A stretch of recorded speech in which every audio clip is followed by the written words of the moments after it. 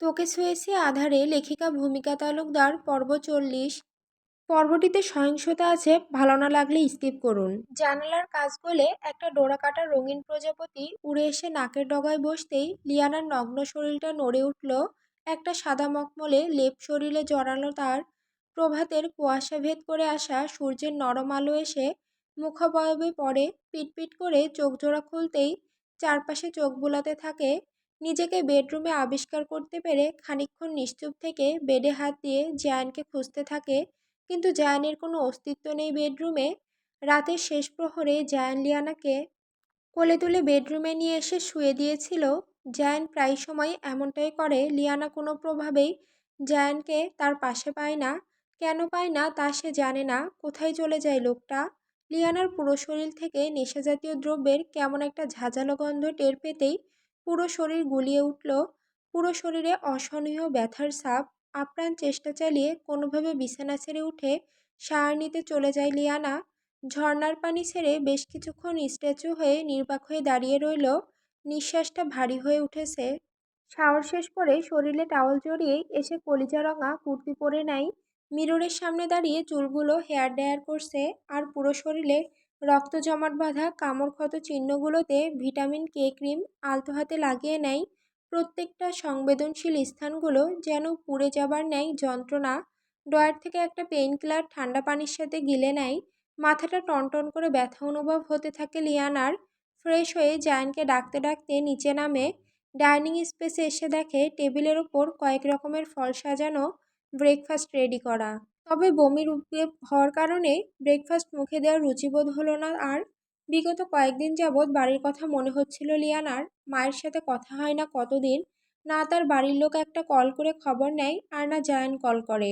জায়ানকে বলারও সাহস নেই লিয়ানা। শিওর, যদি বাড়িতে কথা বলার কথা বলে জায়ান ক্রোধে ফেটে পড়বে। তবে তার খুব মন চাইছে একবার নিজের মায়ের কণ্ঠটা শুনতে। জায়ান নেই, তবে লিয়ানার মনে পড়ল সেদিন ক্যাবিনেটের পাশে একটা ল্যান্ডলাইন টেলিফোন দেখেছিল। ল্যান্ডফোন থেকে ইন্টারন্যাশনাল কল তো করা যাবে আইএসডি দিয়ে, তবে কান্ট্রি কোড, এরিয়া কোড লাগবে। লিয়ানার মুখে একটা হাসির রেখা দেখা যায়। প্রফুল্ল চিত্তে মগ্ন হয়ে ল্যান্ডফোনে বাড়ির নাম্বারে কল ডায়াল করে। কিছুক্ষণ যাবৎ কল দেওয়ার পরও লিয়ানা বুঝে উঠতে পারে না কল কি যায় না নাকি। কয়েকবার একনাগাড়ে চেষ্টা করে যায়। হতাশ হয়ে যেই না পিছনে ঘুরে তাকায়, তখনই আঁতকে ওঠে কান থেকে ল্যান্ডফোনটা। মার্বেল ফ্লোরে পড়ে বিকট শব্দ হয়। জায়ান দেয়ালে পিঠ থেকে দাঁড়িয়ে আছে, বুকে হাত গুজে। উনি হঠাৎ করে কোত্থেকে উদয় হলো। লিয়ানা শুকনো ঢোক গেলে আমতা আমতা করে বলে, আপনি কই ছিলেন?" হোয়াই? তার কৈফিয়ত কি আমি তোকে দিব? অবশ্যই দিবেন। আমি ওর ওয়াইফ। জায়ান পিছনের দেয়ালে একটা ঘুষি মেরে ক্রোধে ফেটে পড়ে। লিয়ানার সামনে এসে দাঁড়ায়, বড় বড় শ্বাস টানতে থাকে। হাত মুষ্টিবদ্ধ করে তার চোখের মণিতে ধরা পড়ছে রাগ, সাথে একটা অস্থিরতা, যেন নিজের ভেতরে দানবের সঙ্গে যুদ্ধ করছে সে। সব কিছু আমার নিয়ন্ত্রণে এই বাড়ির। কি ভেবেছিস আমি কিছু জানতে পারবো না? এত বোকা কেন তুই? আমাকে বলতি, তুই জানিস ল্যান্ডফোন যে আমার ফোনের সাথে কানেক্ট করা। আমার থেকে লুকিয়ে চড়িয়ে তুই কিছু করতে পারবি না। Nothing. Your everything is only mine. Zayan লিয়ানার দিকে হালকা ঝুঁকতেই লিয়ানা পিছিয়ে যেতে নিলে জায়ান ধরে ফেলে। হ্যাঁচকা টানে নিজের কাছে টেনে অগণিত চুমু খেতে থাকে লিয়ানার গালে ঘাড়ে। টানা কয়েক মিনিট পর জায়ান লিয়ানার গাল শক্ত করে চেপে ধরে চেঁচিয়ে ওঠে, you are only mine, mine, mine, mine. তোর ভাগ আমি কাউকে দিতে পারবো না, কাউকেই না, দুনিয়ার কাউকে না। নিজের সন্তানদেরও না? না। কি? কি সব যাতা বলছেন? পাগল হয়ে গিয়েছেন নাকি? হুঁ, আমার বেবিসরা তো আমারই অংশ, আমার ডিএনএ। তাদের সাথে নো কম্পেয়ার্ড। যাক, একটু হলেও বোধবুদ্ধি আছে। তাহলে আমি ভেবেছিলাম সব লোপ পেয়েছে আপনার। জায়ান লিয়ানাকে ঘুরিয়ে টেবিলের উপর বসিয়ে দেয়। জায়ান চোখ বন্ধ করে গভীর শ্বাস নিল, কিন্তু ভেতরে ক্রোধের আগুন ভেতরে এখনো জ্বলতে থাকে, নিয়ন্ত্রণের বাইরে। হঠাৎ দেয়ালের দিকে ঘুষি মারতেই শব্দটা ঘরের নিস্তব্ধতা চিরে ফেলে। জায়ান নিঃশ্বাস নিতে নিতে লিয়ানার দিকে দৃষ্টি নিক্ষেপ করে তাকে বজ্রের ন্যায় বলে, tell me you are mine. Yes, yes, yes, I am only your Zayan. Call me sweetheart. Yes sweetheart. White rose, now kiss me. If you don't do this, I swear I will fuck and lick your right now. মামা মানে? Liana table থেকে নেমেই সরে যেতে নিলে জায়ান লিয়ানার দুহাত পিঠে চেপে ধরে নেয়, জিভ দিয়ে গাল স্পর্শ করে, লিয়ানার চুলের ভাঁজে মুখ ডুবিয়ে দেয়, শ্বাস টেনে চুলের ঘ্রাণ টেনে নেয় নিজের মধ্যে।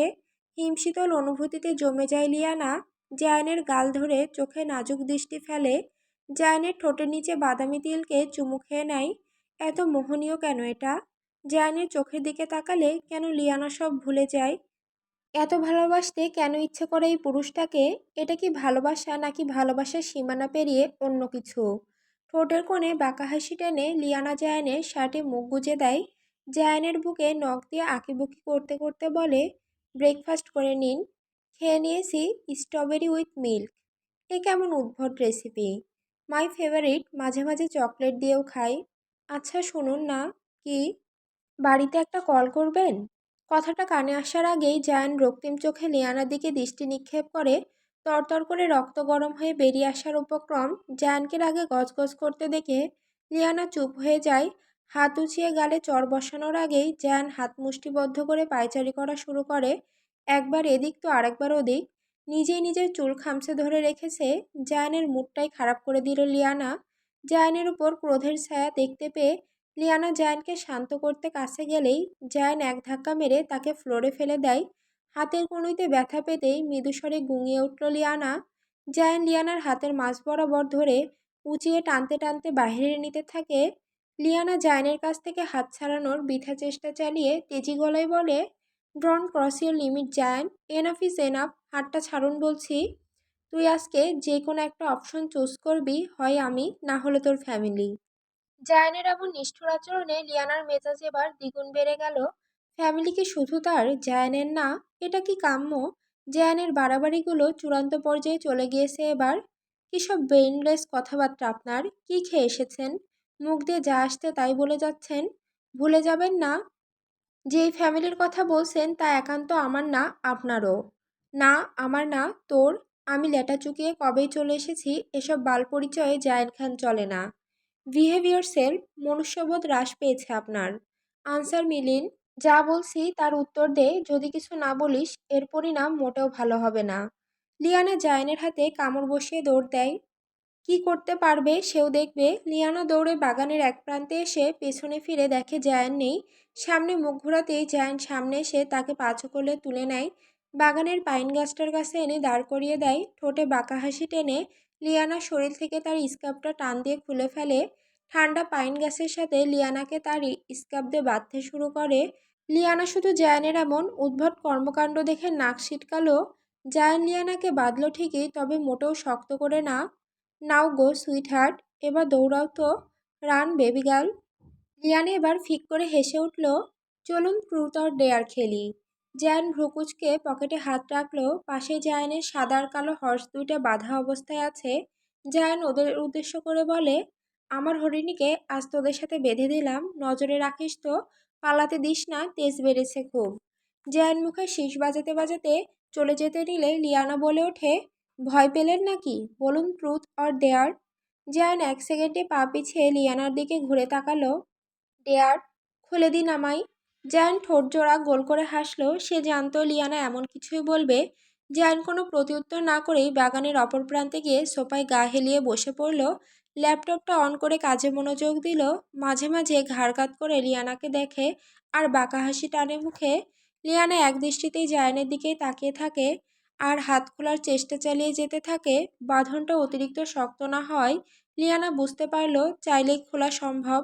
লিয়ানার চোখে মুখে বিরক্তির ছাপ। জায়ানের ওপর এক আকাশসম পরিমাণ ক্ষোভ জমা হয়েছে।